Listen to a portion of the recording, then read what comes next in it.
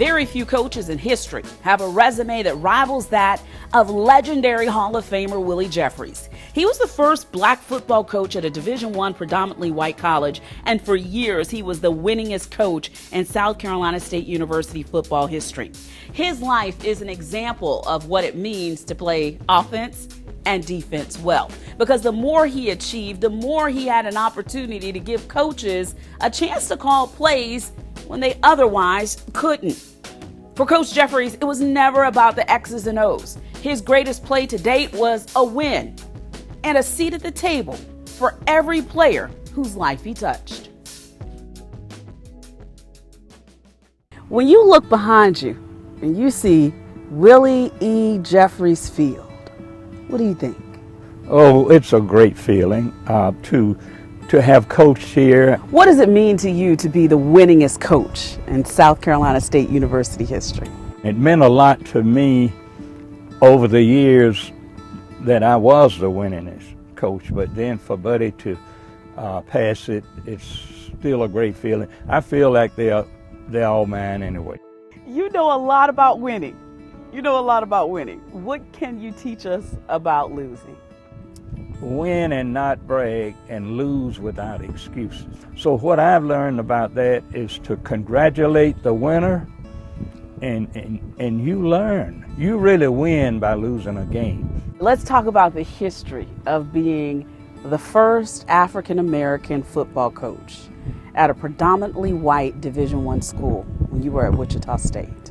I knew that Wichita State was genuine in what they wanted to do because I was the third guy they contacted to take that job. When they contacted me, I thought about it and I said, we keep talking about this glass ceiling, but yet it's being offered and the glass ceiling is still there for African American coaches at a Division I school. I said, someone has to take it. If I were unsuccessful, they would say black coaches can't handle this level of football.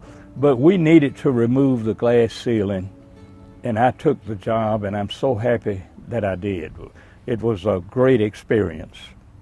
Even today, though, Coach, it's still less than 10% of Division I coaches across all the sports are African American. Why do you think more hasn't changed since you were at Wichita State? I tell our graduates to be ready when opportunity knocks.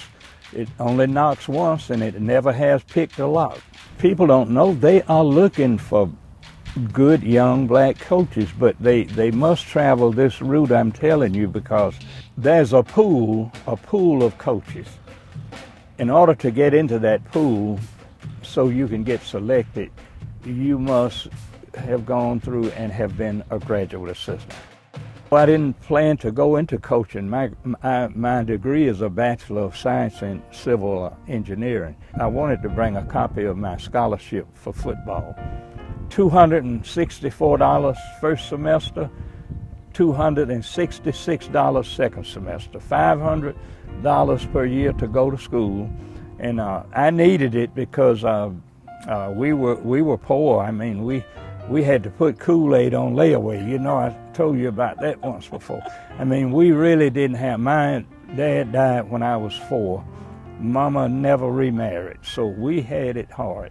What do you know about coaching today that you didn't know on your first day on the job?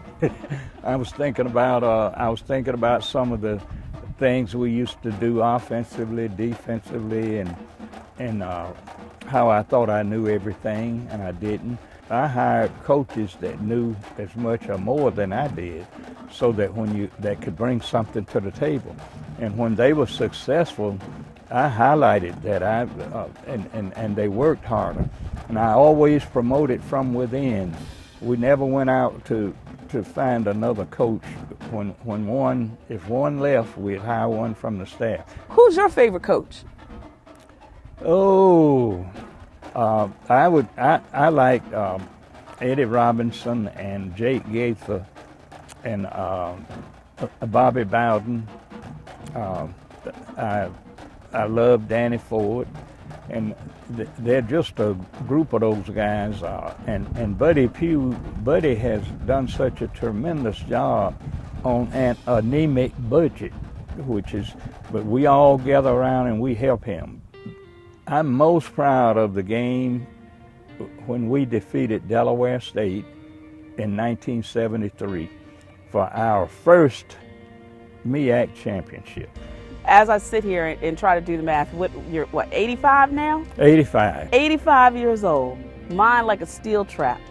Well, my mind is good, and my first wife is she's 82 years old, and we're both healthy, and God has blessed us, 3 children and 6 grandchildren. I want it to be said that I left the world and our community, state of South Carolina, a much better place than when I found it.